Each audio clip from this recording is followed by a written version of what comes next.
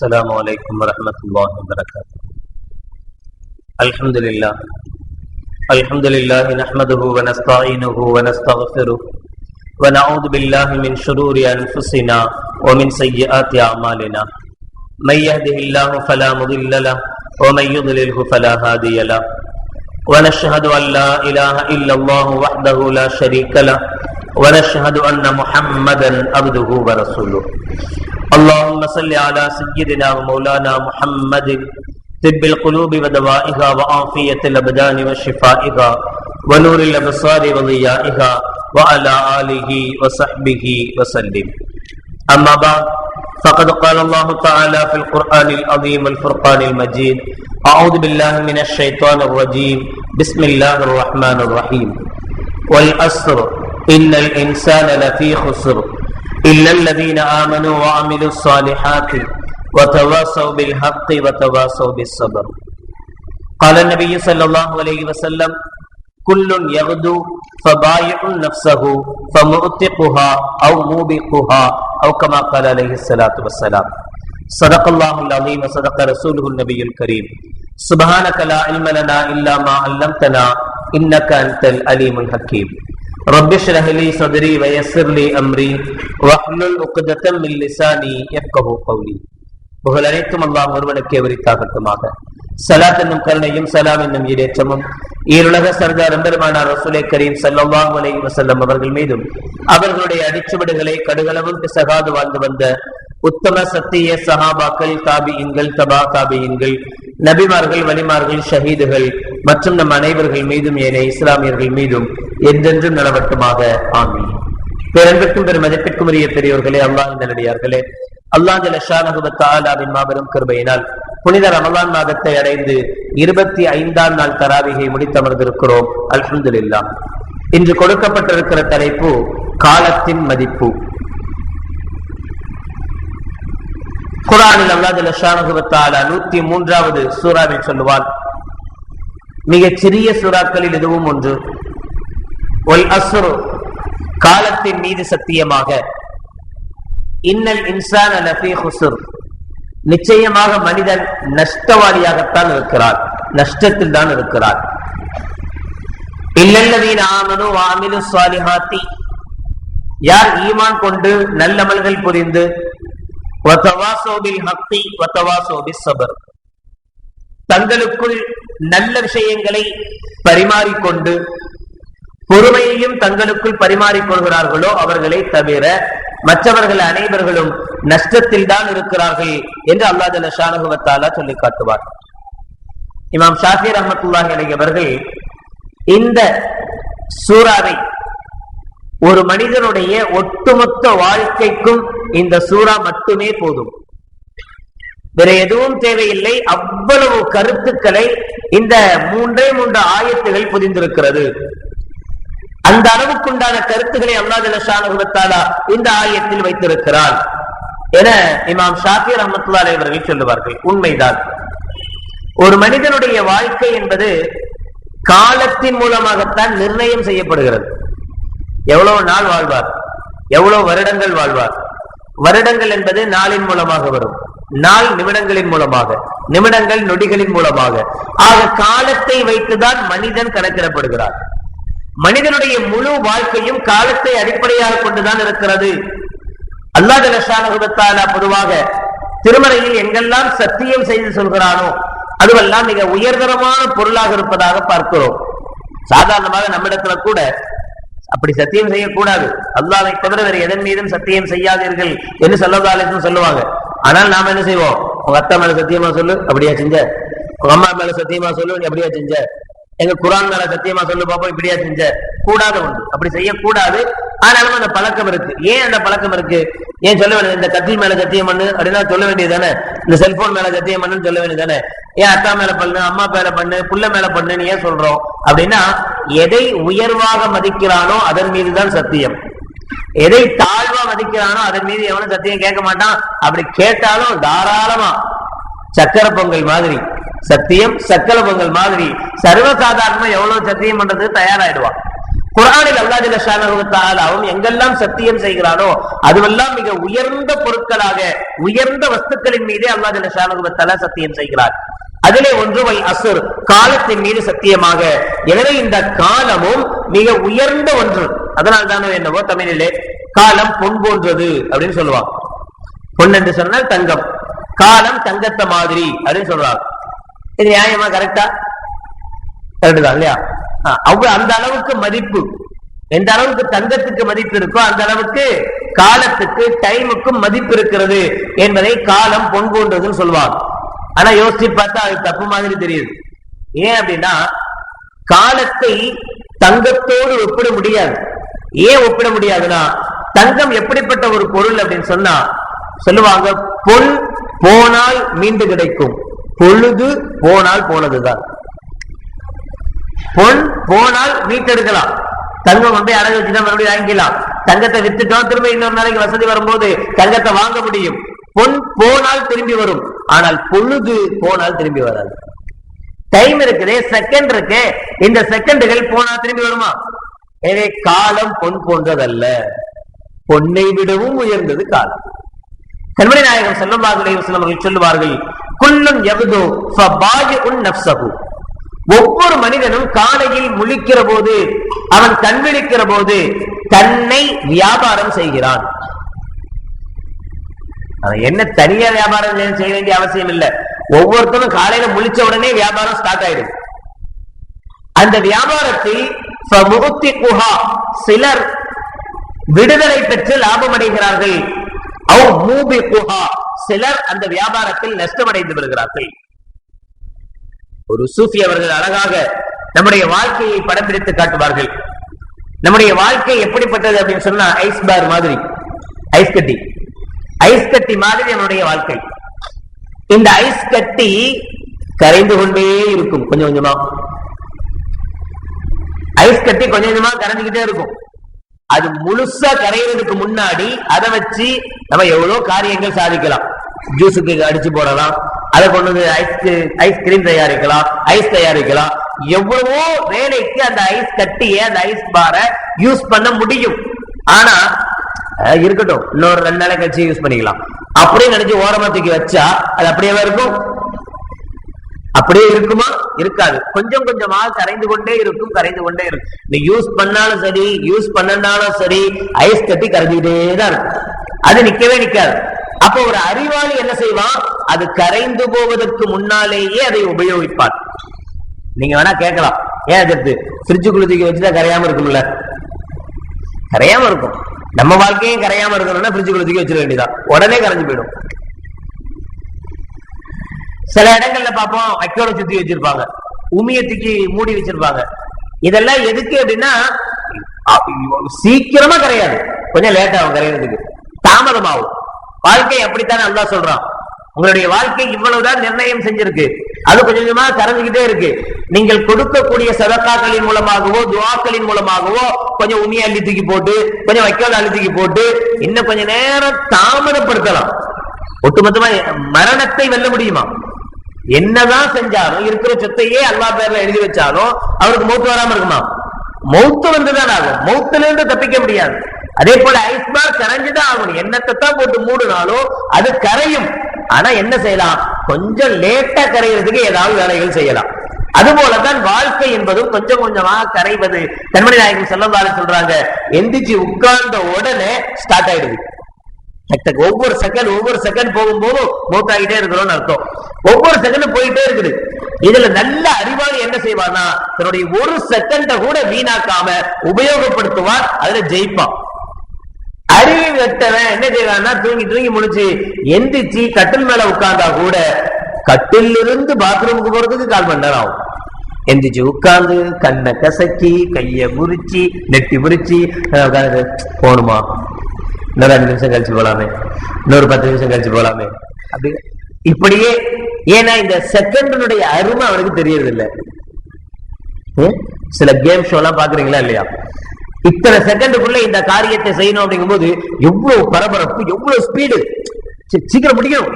இவ்வளவுதான் இருக்கு time, 30 second தான் இருக்கு, 60 செகண்ட் தான் இருக்கு, 102 நிமிஷம் தான் இருக்கு, 3 நிமிஷம், எவ்வளவு குயிக்கா வேலை பாக்குறோம். அதே மாதிரிதான் நமக்கு சில செகண்ட் தான் அல்லாஹ் விட்டு வச்சிருக்கிறான். நமக்கும் சில காலம், அந்த காலம் எப்படி கேம்ஸோட ஸ்பீடா ஓடுதோ செகண்ட், அதே மாதிரிதான் நம்மளுடைய வாழ்க்கைக்கும் ஸ்பீடா ஓடிட்டு இருக்கு. நம்ம வாழ்க்கைக்கு மட்டும் ஸ்லோவா ஓடுதா ஒவ்வொரு செகண்டும்? கேம்ஸோட மட்டும் தான் ஸ்பீடா ஓடுதா? நம்மளுடைய வாழ்க்கையிலையும் அந்த செகண்ட் எப்படிதான் ஓடுது? ரொம்ப ஸ்பீடா ஓடிட்டு இருக்கு. என்னன்னா நம்ம கொஞ்சம் யோசிக்கிறது இல்ல. நம்ம செகண்ட் போய்கிட்டு இருக்கு, நம்மளுடைய காலம் கழிந்து கொண்டிருக்கிறது என்பது யோசிக்காததனுடைய விளைவு. ஸல்லல்லாஹு அலைஹி சொல்றாங்க, நீ முழிச்ச உடனேயே ஸ்டார்ட் ஆயிடுது, போய்கிட்டே இருக்குது. அப்ப நீ என்ன செய்யற? விக்கிற, வியாபாரம் பண்ற. உன்னுடைய செகண்ட கொடுத்து, உன்னுடைய காலத்தை கொடுத்து நீ ஒரு பொருளை வாங்க போற. நல்லதையும் வாங்கலாம், கெட்டதையும் வாங்கலாம். நல்லதை வாங்கினால் அவன் லாபம் அடைந்தவனாக ஆகிறான், லாபமான வியாபாரம் பண்ணிருக்கிறான் அர்த்தம். கெட்டதை வாங்கினா அல்லது ஒண்ணுமே செய்யாம சும்மா இருந்தான் என்றால் அவன் நஷ்டமடைந்திருக்கிறான் என்பது பொருள். எல்லோருக்கும் அல்லாஹ் ஜல்ல ஷானஹு வ தஆலா 24 மணி நேரத்துக்கு தான் தந்திருக்கிறான். ஜனாதிபதிக்கும் 24 மணி நேரம் தான், பிரதமருக்கும் 24 மணி நேரம் தான், முதலமைச்சருக்கும் 24 மணி நேரம் தான், MP MLA எல்லாத்துக்கும் 24 மணி நேரம் தான், ரிக்ஷா ஓட்டுற தொழிலாளிக்கும் 24 மணி நேரம் தான். ஒருவன் 24 மணி நேரத்தை உபயோகப்படுத்தி பெரும் பெரும் பதவிகளை அடைய முடிகிறது. இன்னொருத்தன் 24 மணி நேரத்தை பயன்படுத்தி ஒண்ணுமே இல்லாம இருக்க முடிகிறது. இதே 24 அல்லாஹ்வுடைய அருட்கொடை, ஹிபத்து, கிஃப்ட். இந்த டைம் அல்லாஹ் கொடுத்த கிஃப்ட், அல்லாஹ் நமக்கு தந்திருக்கிற மிகப்பெரிய அருட்கொடை. பொதுவாகவே இந்த ஃப்ரீயா கிடைக்கிறதுக்கெல்லாம் நம்மகிட்ட ஒரு இதே இருக்காது, ஒரு மதிப்பே இருக்காது. எதுவுமே ஃப்ரீயா கிடைக்க கூடாது. அதனாலதான் இப்ப எல்லாம் மதரசாக்கள் கூட அலிப்பை ஓதி கொடுக்க மதரசால கூட இப்போ நம்ம அப்படிதான் வச்சிருக்கிறோம், ஃப்ரீயா தான் வச்சிருக்கிறோம். ஃப்ரீயா வச்சிருக்கிறதா மதிப்பு இல்லாமலே போச்சு. அதுக்கு காலையிலே அனுப்புறது இல்ல, சாயங்காலமா அனுப்புறது இல்ல, எப்ப வேணாலும் லீவ் போட்டுக்கலாம், எந்த பிரச்சனையும் இல்லை. ஆனா ஸ்கூல் அப்படி அனுப்ப முடியுமா? அங்க ஃபீஸ் மாசம் மாசம் கொடுக்குறோம், எரியும். இவ்வளவு கட்டுற, நீ லீவ் போட போறியா? போ படி. இவ்வளவு மாசம் மாசம் இவ்வளவு கட்டிக்கிட்டு இருக்க, காசுடைய அருமை தெரியுது. ஏதாவது ஃப்ரீயா கிடைச்சா அதனுடைய மதிப்பு நமக்கு தெரியறதே இல்ல.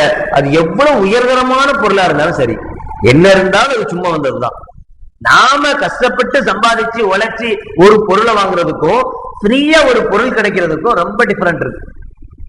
ஒருத்தன் உயர்தரமான ஒரு பட்டு சால் அவருக்கு போத்தப்பட்டுச்சு, அந்த பட்டு சாலை வச்சு வீட்டுல ஷூவை தொடச்சிட்டு இருந்தாலும் பார்க்க கேட்டாங்க, கொஞ்சமாச்சு அறிவு இருக்காங்க, ஷூவை போய் பட்டு துணி வச்சு துவைக்கிறீங்க, பட்டு துணி வச்சு எவ்வளவு வேலைகள் பார்க்கலாம், பிள்ளைங்களுக்கு கூட எவ்வளவு பாவாடை சட்டை ஏதாவது தச்சு போட வேண்டியதானே, அதெல்லாம் விட்டு கூட ஷூவை தொடச்சிட்டு இருக்கிறீங்களே அப்படின்னா.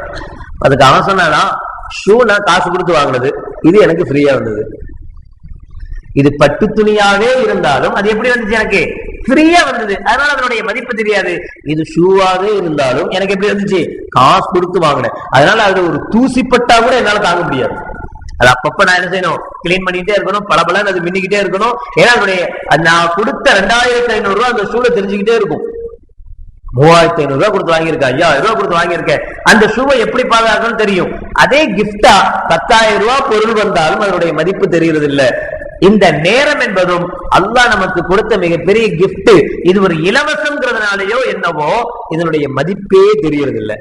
ஒரு அரபிக் கவிஞன் சொல்லுவார், ஹயாத்துக அன்ஃபாசுன் துஅத்து ஃபகல்லமா மலானா ஃபசும் மின்ஹன் தகஸ்த பிஹி ஜுஸ்ஆ. உன்னுடைய வாழ்க்கை என்பது சில மணி துளிகள் தான், சில மணித்துளிகளை கொண்டதுதான் உன்னுடைய வாழ்க்கை. அதனுடைய ஒவ்வொரு செகண்ட் கழியும் போதும் உன்னுடைய வாழ்க்கையில் ஒரு பகுதி கழிந்து கொண்டிருக்கிறது என்பது பொருள். வாழ்க்கையில் ஒவ்வொரு செகண்டின் போதும் ஒவ்வொரு பகுதி என்ன நம்மளை விட்டு போய்கொண்டே இருக்கிறது என்பது பொருள். இஸ்லாம் இந்த நேர நிர்வாகம், டைம் மேனேஜ்மெண்ட், பஞ்சுவாலிட்டி, இத ரொம்ப கடைபிடிப்பதற்குண்டான நல்ல நம்மள பயங்கரமா அது இஸ்லாம் என்ன செய்யுதுன்னா நமக்கு நல்ல பயிற்சி தருது. ஆனாலும் நமக்கு அந்த பஞ்சுவாலிட்டி இல்லை. எந்த அளவுக்கு பஞ்சுவாலிட்டி இஸ்லாத்துல இருக்கு பாத்தீங்களா? தொழுகையினுடைய நேரங்கள் எடுத்துக்கங்க, இந்த டைமிங் அப்படின்னா அந்த டைமிங்ல தொழுது ஆகணும். இதை விட்டுட்டா தொழுவ முடியாது. இப்ப சாதாரண மற்ற தொழுகையில பொறுத்தவரை நீங்க கலா செஞ்சுக்கலாம் அப்படின்னு தைரியமா சொல்லுவீங்க. சுபு தொழுவலியா கலா செஞ்சுக்கலாம், பின்னாடி எப்பனாலும் தொழுகலாம். ஆனாலும் அந்த நன்மையை பெற முடியாது. சரி, அதை விட்டுருங்களேன், அது வேணவே வேணாம். பெருநாள் தொழுகை இருக்கு, 9 மணிக்கு அறிவிப்போம், 10 மணிக்கு அறிவிப்போம். 9:30 மணி பெருநாள் தொழுகைன்னு அறிவிச்சாலும் நம்மள பல பேர் இருப்பாங்க 10 மணிக்கு தான் வருவாங்க. இப்ப இந்த 10 மணிக்கு ஒருத்தன் வந்தா அவனுக்கு என்ன வேலை பள்ளிவாசல்ல? ஏன்னா பெருநாள் தொழுகை ஜமாத்தோட தான் தொழுகணும், தனியா தொழுக முடியாது. ஜமாத்தோட தொழுகை முடிஞ்சு போச்சு அப்படின்னா தொழுகை முடிஞ்சு போச்சுன்னு அர்த்தம். அவரை தனியா நின்றெல்லாம் தொழுக முடியாது. பெருநாள் தொழுகையே அவனுக்கு கிடைக்கல. சுபஹ் தொழுவ ஜமாத்து முடிஞ்சு போச்சுன்னா தனியா நின்று தொழுதுட்டு போயிடலாம். லுஹர் தொழுகை முடிஞ்சா தனியா நின்று தொழுகலாம். ஆனா பெருநாள் தொழுகை என்ன செய்ய முடியாது, கல்லா கிடையாது. அதுக்கு தனியா நின்றெல்லாம் தொழுக முடியாது.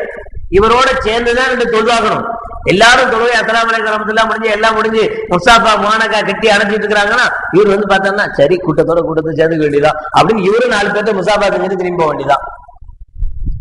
நேரத்துக்கு இஸ்லாம் கொடுக்கக்கூடிய மதிப்பு பாருங்க. இந்த 10 நிமிஷத்துக்குள்ள நீ வந்தாதான் உனக்கு பெருநாள் தொழுகை. 10 நிமிஷத்துக்குள்ள வரலையா அவனுக்கு தொழுகையே கிடையாது. போ. எவ்வளவு நேரத்தை மதிக்கக்கூடிய ஒரு பண்பை இஸ்லாம் நமக்குள்ள உருவாக்கி தந்து கொண்டே இருக்கிறது. ஒவ்வொரு சமயத்திலையும் எல்லா இஸ்லாத்தினுடைய ஒவ்வொரு சட்டங்களையும் எடுத்துக்கோங்க. ஹஜ்ஜு இந்த காலத்துக்குள்ளதான் செஞ்சாகணும். ஒரு நிர்ணயம் செய்து ஃபர்வான நோன்பு இந்த ரமலானுடைய மாதத்துக்குள் தான் செஞ்சாகணும். எல்லாத்திலையுமே ஒரு குறிப்பிட்ட நேரத்தை இஸ்லாம் தந்து இந்த நேரத்துக்குள் என்ன செய்யணும், நீ முடிச்சாகணும் என்று சொல்கிறது. ஒரு கவிஞன் சொல்வார், கடிகாரத்தினுடைய முள் டிக் டிக் டிக் என்று அடிக்கிற நேரம் எல்லாம் என்னுடைய உயிர் போய்கொண்டிருக்கிறது என்பது பொருள். ஒவ்வொரு சமயம் அது ஒவ்வொரு செகண்ட் டிக் டிக் அடிக்கணும். ஒரு உயிர் என்ன செஞ்சு நம்முடைய காலம் மொத்தம் போய்கிட்டே இருக்குதுன்னு அர்த்தம். 10 செகண்ட் போச்சுன்னா 10 மூத்து முடிஞ்சு போச்சுன்னு அர்த்தம். நேரம் நெருங்கிட்டே போகுது, நமக்கு காலம் நெருங்கிக் கொண்டே போகிறது என்பது அதனுடைய பொருள். ஒரு பேச்சாளர் பொதுவாகவே எல்லாமே அப்படித்தான் இருக்கும். நம்ம கூட பத்திரிகை எல்லாம் அடிப்போம். 10 to 11:30 மணி வரை உள்ள முபாரக்கான நேரத்தில், மற்றதெல்லாம் நல்ல நேரம் இல்லாத மாதிரியும் அது மட்டும்தான் நல்ல நேரம் மாதிரியும் அப்படி ஒரு இது நம்மள்கிட்ட இருக்கும். அதனால என்ன செய்யும், அந்த 10 to 11:30 மணி உள்ள முபாரக்கான நேரத்தில் இந்த மண்டபத்துல கல்யாணம் நடக்கும் அப்படின்னு போட்டிருப்போம். 11:30 மணிக்கு போய் பார்த்தா 4 சேர்ல கூட 4 பேர் உட்கார்ந்து இருக்க மாட்டாங்க. முபாரக்கான நேரம்லாம் போன பிறகு அவங்களுடைய கணிப்பின்படியே முசீபத்தான நேரத்துலதான் நிக்காவே ஆரம்பமாகும். அதான் அதுக்கு அர்த்தம். 10 to 11 தான் முபாரக்கான நேரம் தான். அப்ப அதுக்கு மேல முசீபத்தான நேரம் தானே. அப்ப 11:30 நிக்காம முடிக்கணுமா இல்லையா? முடிக்காம 12 மணிக்கு தான் ஸ்டார்ட் பண்ணோம்னா அப்ப முசீபத்தான நேரத்தை தான் ஆரம்பிக்கிறோம். இந்த நேரம் உடைய பாதிப்பு, அதனுடைய அதை நேரத்தை ஆளக்கூடிய திறன் நம்மகிட்ட ரொம்ப ரொம்ப கம்மி. அது மாதிரியே ஒரு பேச்சாளர் ஒரு இடத்துக்கு பேச போனவர் 10 நிமிஷம் லேட்டா போனாராம். லேட்டா போய் ஆரம்பத்துல எல்லாத்தையும் மன்னிப்பு கேட்டார்.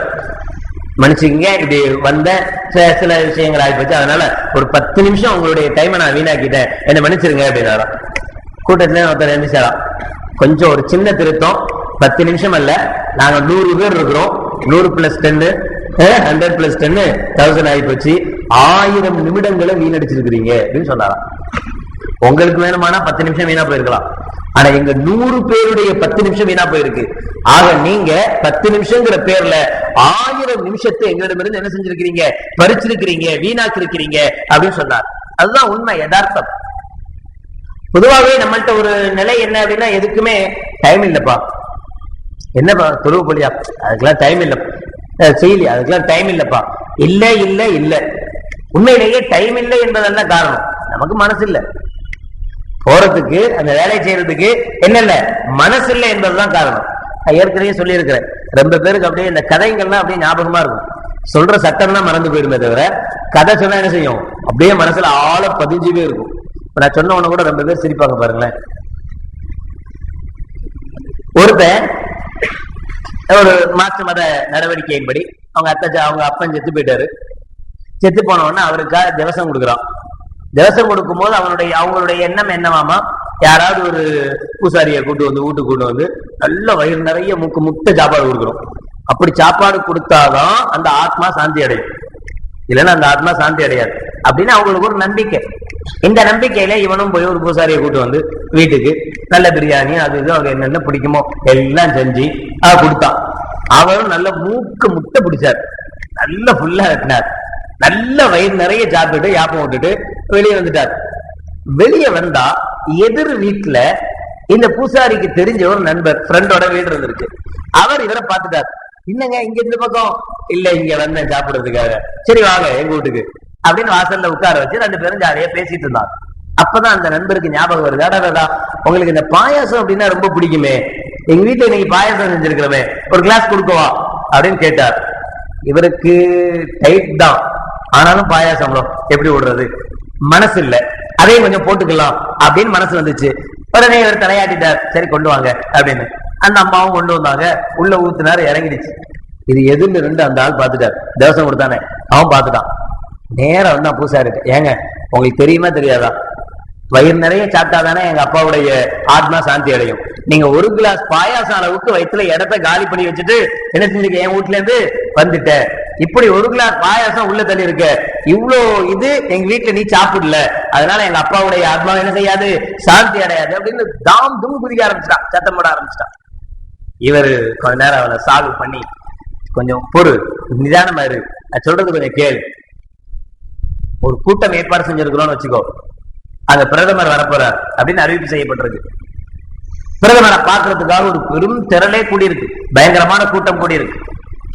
அந்த கூட்டம் எப்படி இருக்குது அப்படின்னு சொன்னா, மண்ணை போட்டா கூட இறங்காதுன்னு சொல்லுவாங்களே, அந்த அளவுக்கு எங்க பார்த்தாலும் ஒரே தலையாதான் இருக்கு. கடலே மெரினா பீச்சே திரண்டு வந்து விட்டது அப்படிமாங்களே, அது மாதிரி அப்படி திரண்டு போய் நிக்குது, எங்கேயுமே கொஞ்சம் கூட கேப் கிடையாது, உள்ள நுழையவே முடியாது, அப்படிப்பட்ட ஒரு இடம் இருக்கு. ஆனா பிரதமர் வரப்போறாரு அப்படின்னு தெரிஞ்ச உடனே மைக்ல ஒரு அனௌன்ஸ் பண்ணுவாங்க, இதோ நான் ஆவலுடன் எதிர்பார்த்து கொண்டிருந்த பிரதமர் வந்து கொண்டிருக்கிறார் அப்படின்னு. அவர் வர்றதுக்கு ஒண்ணுமில்ல, அவர் வர்ற வண்டி வர்றதுக்கும் கேப் கிடைச்சிடும், இடம் கிடைச்சிடும். என்ன செஞ்சிடும், வண்டியோட நேரம் வந்து எங்க வர வந்துருவாரு, அந்த ஸ்டேஜ் வரைக்கும் அவருடைய வண்டி வரும், அங்க வந்து இறங்கி என்ன செய்வார், மேல ஸ்டேஜுக்கு வருவார். இவ்வளவு நேரம் மண்ணை போட்டாலும் இறங்குறதுக்கு இடம் இல்லை. ஆனா பிரதமர் வந்த உடனே காரே உள்ளவர்களுக்கு என்ன வந்துருச்சு, இடம் கிடைச்சிருச்சு. எப்படி இடம் கிடைச்சது, அவர் முக்கியமானவர், அவர் தான் இந்த கூட்டத்துக்கு சீஃப், அவர் இல்லாம கூட்டத்துக்கு ஒண்ணுமே கிடையாது என்ற உடனே எவ்வளவு கூட்டம் இருந்தாலும் சரி அவருக்கு வழியை விட்டு என்ன செஞ்சிருவாங்க, அவரை முன்னாடி கொண்டு வந்து விட்டுருவாங்க. அது மாதிரி என்ன பொறுத்தவரை சாப்பாட்டுக்கு ராஜா யாரு அப்படின்னா இந்த பாயாசம் தான். நீங்க என்னதான் பிரியாணியை தந்தாலும் சரி, நீங்க என்னதான் சிக்கனை தந்தாலும் சரி, நான் எவ்வளவுதான் வயிறு நிறைய திண்டாலும் சரி, எனக்கு ராஜா இந்த பாயாசத்துக்கு தான் எனக்கு ரொம்ப உசுறு. அதனால இவர் உள்ள போனாருன்னா உண்மையிலே அங்க இடம் இல்லைன்னு நினைக்காதீங்க, இடம் இருக்குன்னு நினைக்காதீங்க, இடம் இல்ல, எல்லாமே ஃபுல்லு, அங்க வயிற்றுல போறதுக்கு இடமே கிடையாது. ஆனாலும் இவர் போனா ஆட்டோமேட்டிக்கா என்ன செஞ்சிடும், இடம் உண்டாயிடும், வந்துடும். எனவே நேரம் இல்லை, இடம் இல்லை என்பது பொய், மனம் இருந்தால் இடம் உண்டு. அதனால சொல்லுவாங்க மனம் உண்டா மார்க்கம் உண்டுன்னு, மனம் இருந்தால் மார்க்கம் உண்டுன்னு சொல்லுவாங்க. மனசு வச்சா நிச்சயமா என்ன செய்யும், நேரங்கள் கிடைக்கும். நாம நம்மளுடைய நேரத்தை வீணாக்குறது ஒரு பக்கம் இருந்தாலும் சரி, பல பேர் அடுத்தவங்க நேரத்தை வீணாக்குறதுல ரொம்ப இன்ட்ரெஸ்டானவங்களா இருப்பாங்க.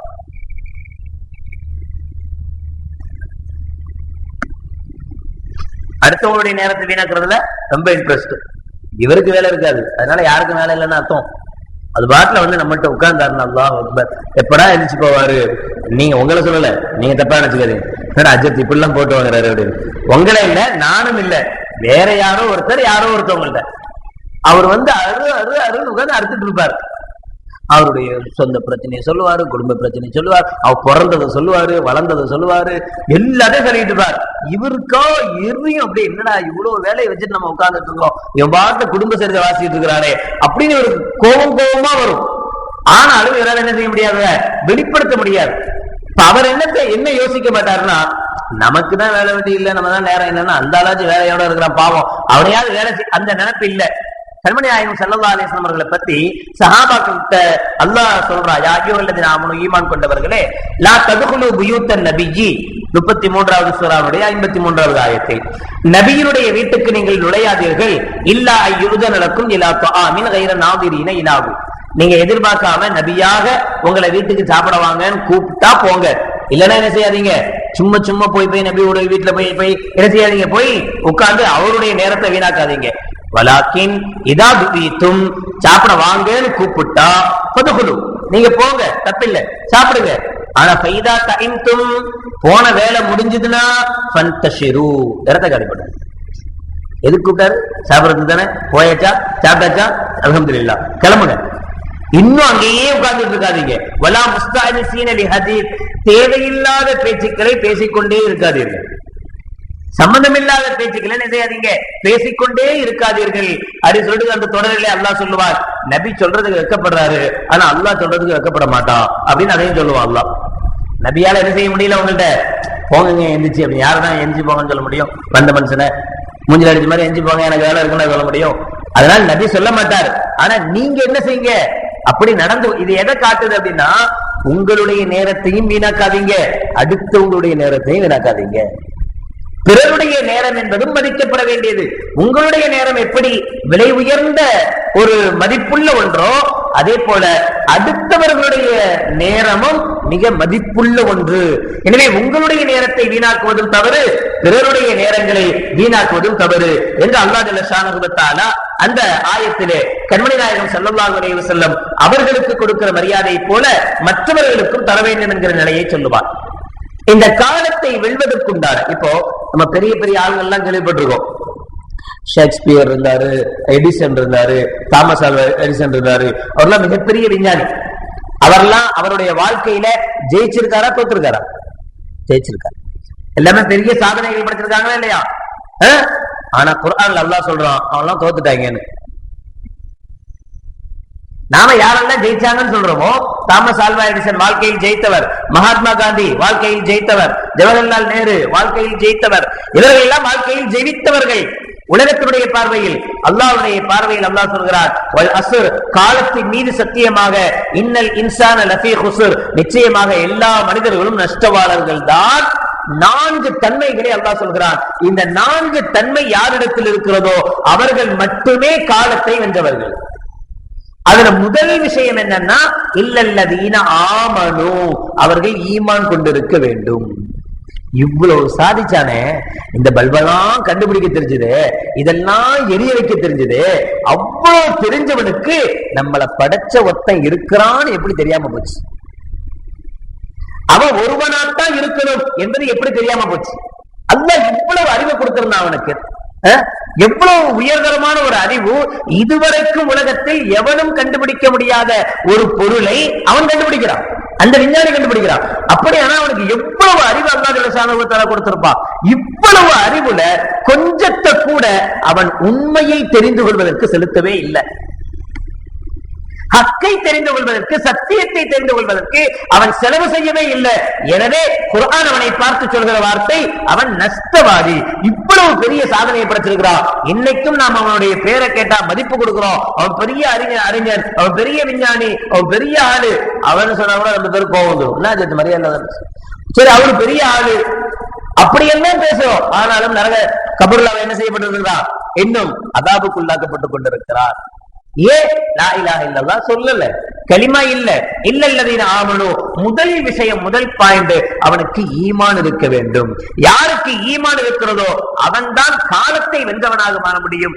யாருக்கு ஈமான் இல்லையோ, அதாவது உண்மையான அல்லாஹ்வை யார் அடையாளம் கண்டு கொள்ளவில்லையோ அவன் ஜெயிக்க முடியாது. அவன் காலத்தில் தோற்று போனவன். அல்லாஹ் பெரிய அவனுடைய வாழ்க்கையை கொடுத்திருந்தான். அவனுடைய வாழ்க்கையில் கொஞ்சம் கூட இந்த உண்மையை தெரிந்து கொள்ள அவன் செலவழிக்கல. சாலிஹாத்தி, இன்னொன்றையும் அல்லாஹ் சொல்வார், வெறுமனே ஈமான் மட்டும் சும்மா படுத்து தூங்கினா போதாது, நல்ல அமல்களும் செய்யணும். அவன் தான் காலத்தை ஜெயிச்சவன். நமக்கு கொடுக்கப்பட்ட இந்த நல்ல வரப்பிரசாதமான இந்த காலத்தை நல்ல நாம செலவழிக்கும் அப்படின்னு சொன்னா நம்மகிட்ட நல்ல அமல்கள் இருக்கணும். நல்ல அமல்கள்னா வெறும் தொழுகை மட்டுமே நல்லமல் அல்ல, திக்ர் மட்டுமே நல்லமல்கள் அல்ல, பிறருக்கு உதவுவது நல்லமல் தான், அடுத்தவங்களுக்கு ஹெல்ப் பண்றது நல்லமல் தான். இப்படியான நல்லமல்கள் ஒரு மனிதனிடத்தில் நிறைந்திருக்க வேண்டும். வாமிது சாலிஹாத். மூன்றாவது அல்லாஹ் ஜல்ல ஷானஹு வ தஆலா சொல்வார், வத்தவாஸௌ பில் ஹக், சத்தியத்தை தங்களுக்குள் பரிமாறிக்கொள்ள வேண்டும். வசியத், வத்தவாஸௌ பில் ஹக்னா வசியத் செய்யறதுனா, எனக்கு தெரிஞ்ச நல்ல விஷயத்தை அடுத்தவங்களுக்கு சொல்றது, அவருக்கு தெரிஞ்ச சில நல்ல விஷயங்களை அவர் என்ன செய்யறது, எனக்கு சொல்லிக் கொடுக்கிறது. இந்த நல்ல விஷயங்களை பரிமாறணும். அப்பதான் உங்களுடைய நேரத்தை நீங்க நல்ல விதத்தில் செலவழிக்கிறீங்கன்னு அர்த்தம். இன்னொன்று, பொறுமையை கொண்டும் நீங்கள் வசியத்து செய்யணும்.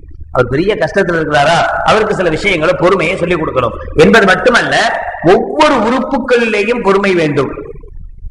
அடிக்கடி கண்ணுடைய பொறுமைனா ஆறாம விட்டு பாதுகாக்கிறது, காவலுடைய பெருமைனா அதாம கேட்காம இருக்கிறது. இது மாதிரியான சபுரும் ஒவ்வொரு மனிதனுக்கும் வேண்டும். இந்த 4ம் இருக்குமே யாரால் ஒருத்தர் ஈமான் கொண்டிருக்கிறார், நல்ல அமல்கள் செய்யறாரு, அதோட அடுத்தவருக்கு நல்லதை சொல்றாரு, அவர் ஏதாவது கஷ்டங்களில் உழலுகிற போது அல்லது தவறுகள் செய்கிற போது இப்படி செய்யக்கூடாது, கொஞ்சம் பொறுமையா இருங்க. இல்லப்பா நான் சம்பாதிக்க ஆரம்பிச்சு கிட்டத்தட்ட 20 வருஷம் ஆயிப்போச்சு, இந்த 20 வருஷத்துல என்னுடைய லாபம் என்ன அப்படின்னு நான் கணக்கு பார்த்தேன்னா, நான் எடுத்து என் முன்னாடி பிள்ளைக்கு கொடுத்து சாப்பிட்டது மட்டும்தான் லாபம். இது எல்லாமே என்னால எதுவுமே சேர்க்க முடியல, ஒரு சின்ன இடம் கூட என்னால வாங்க முடியல. எனக்கு பின்னாடி சம்பாதிக்க ஆரம்பிச்சவன்லாம் 2 வருஷம் 3 வருஷம் தான் ஆச்சு அவன் சம்பாதிக்க ஆரம்பிச்சு. அவனை பார்த்தா அங்க ஒரு வீடு வாங்கிட்டாங்கிறான், இங்க 2 நிலத்தை வாங்கிட்டாங்கிறான். இதுக்கு மேல நம்மளால பொறுமையா இருக்க முடியாதுப்பா, 20 வருஷம் போயிடுச்சு, வேற ரூட்ல போக வேண்டியதுதான், அதுல போனாதான் நம்மளும் அவனை மாதிரி ஆக முடியும் அப்படின்னு ஒருத்தர் சொல்லும் போது நாம என்ன செய்யணும், கொஞ்சம் பொறுமையா இரு தம்பி, அப்படிலாம் பண்ணிடக்கூடாது, அதெல்லாம் மோசமான காரியம், அதுல போனீங்கன்னா இன்னும் தான் கெட்டு போவ, நல்லா திரும்பி வாழ முடியாது, அதனால அங்க போகாத அப்படின்னு அவனுக்கு பொறுமையாக எடுத்து சொல்றது, பொறுமையை எடுத்து சொல்றது. அதாவது கெட்ட விஷயங்களை விட்டு பிறரை தடுப்பது. ஈமான், அமலசாலி, அம்ரும் பில் மாரூஃப், நல்ல விஷயத்தை அடுத்தவங்களுக்கு சொல்றது, நஹீன் அனில் முன்கர், அடுத்தவங்க செய்யக்கூடிய தவறுகளை தடுப்பது. இந்த 4ம் யாரிடத்தில் இருக்கிறதோ அவர்கள் மட்டுமே காலத்தை ஜெயித்தவர்கள், காலத்தை வென்றவர்கள், வாழ்க்கையை பரிபூரணப்படுத்தியவர்கள் என்று அல்லாஹ் ஜல்ல ஷானுஹு வ தஆலா சொல்லி காட்டுகிறார். இந்த நாளில் ஒரு மனிதன் எதை இழந்தாலும், ஏதாவது ஒன்றை இழந்து விட்டாலும் கூட அவன் தன்னுடைய வாழ்க்கையில் ஜெயித்தவனாக மாற முடியாது, அவன் தன்னுடைய வாழ்க்கையை வீணடித்தவன்.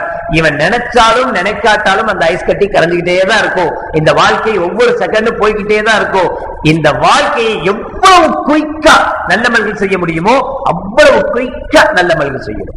பாதிரு பில் அமாலி ஸாலிஹாத் என்று நபிகள் நாயகம் ஸல்லல்லாஹு அலைஹி வஸல்லம் அவர்கள் சொல்வார்கள், நல்லமல்களை செய்வதற்கு நீங்கள் கால தாமதப்படுத்தாதீர்கள், மிக விரைவாக செய்யுங்கள் என்று ஸல்லல்லாஹு அலைஹி வஸல்லம் சொன்னார்.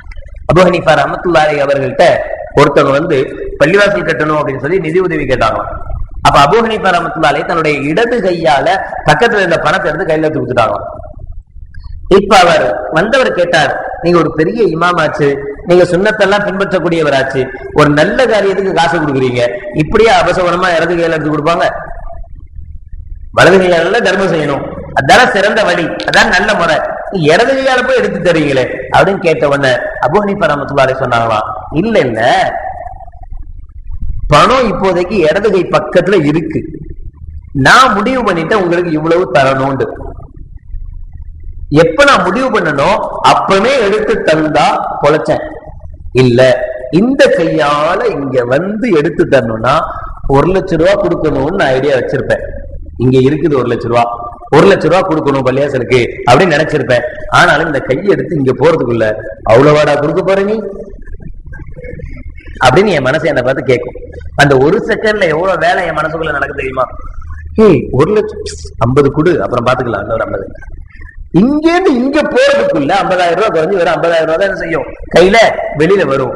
அதனால இந்த நேரம், இந்த டைமிங், இதை மிஸ் பண்ணா அடுத்து அதை நான் வாங்க முடியாதுங்கிறதுனால நான் உடனடியாக என்ன செஞ்சேன், இடது கையால எடுத்து கொடுத்துட்டேன். ஓடுகிற தண்ணி இருக்குதா இல்லையா, இப்ப கடல் இருக்கு, ஆறு இருக்கு, இதுல சாதாரணமா உது செய்யும் போது 3 தடவை செய்யறது சுன்னத், 3 தடவை முகத்தை கழுவுறது, 3 தடவை கையை கழுவுறது, இதெல்லாம் சுன்னத். 3 தடவைக்கு மேல செய்யறது மக்ரூஹ், செய்யக்கூடாது, நல்லதல்ல. அதுவும் வக்ஃப் செய்யப்பட்ட ஹவுலா இருந்தா, அந்த ஹவுல வந்து ஒது செய்யறதுக்காக வேண்டி மட்டும் வக்ஃப் செஞ்சிருக்கிறாங்க அப்படின்னா 4வது தடவை கழுவுனா ஹராம் ஆயிடும். 3 தடவைக்கு மேல 4வது தடவை ஒருத்தர் எடுத்து தண்ணியை மூஞ்சில் எடுத்து கழுவுறது ஹராம் ஆயிடும், ரொம்ப உஷாரா இருக்கும். அதனால எந்த பள்ளியாசலுக்கு போனாலும் 4ன்ற பேச்சே வரக்கூடாது, 3லயே நல்ல என்ன செஞ்சணும், ஒழுங்கா கழுகி முடிச்சுட்டு எந்திரிச்சிடணும். அது எதுக்காக செய்யப்பட்டதா இருந்தாலும் சரி. இப்போ மார்க்கம் என்ன சொல்லுது அப்படின்னா, ஒரு கடல்ல போய் ஒருத்தவங்க செய்யறான், அல்லது ஒரு ஆறு ஓடிக்கொண்டிருக்க ஆறுல போய் ஒளி செய்யறான். அப்படி ஒளி செய்யும் போது கூட கையை கழுகும் போது 3 தடவை கையை உள்ள முக்குனாலே போதும், முடிஞ்சு போச்சு, 3 தடவை கழுவுனதாயிடும். 4வது தடவை முக்குவது தப்பு, மக்ரூஹ். மறந்து முக்குனாரா? அதையே மறக்குது, சாப்பிட மட்டும் மறக்க மாட்டாங்க.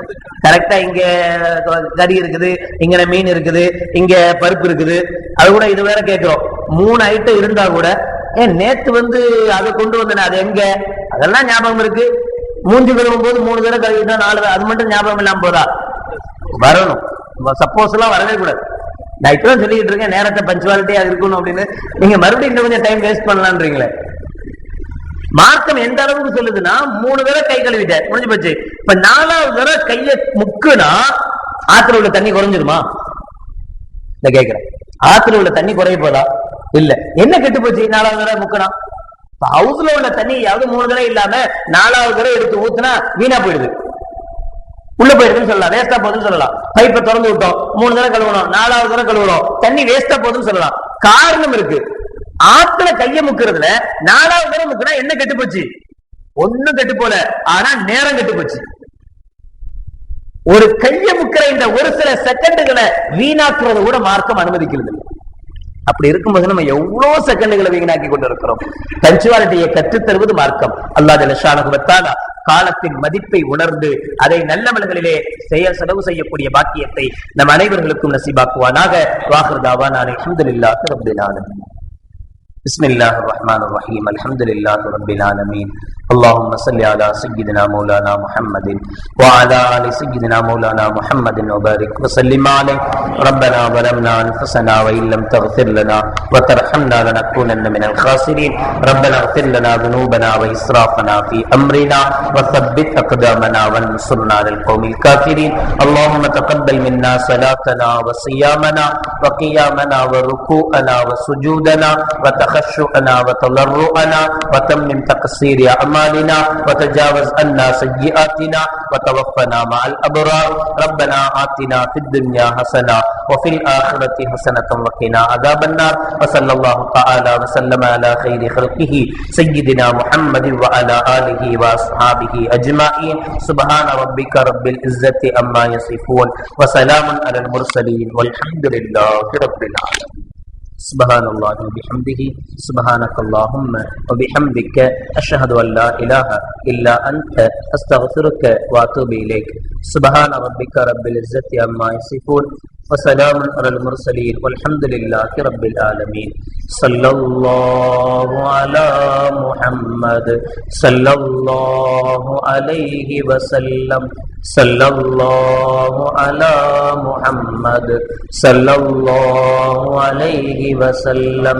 صلى الله على محمد يا رب صل عليه وسلم. السلام عليكم ورحمة الله وبركاته.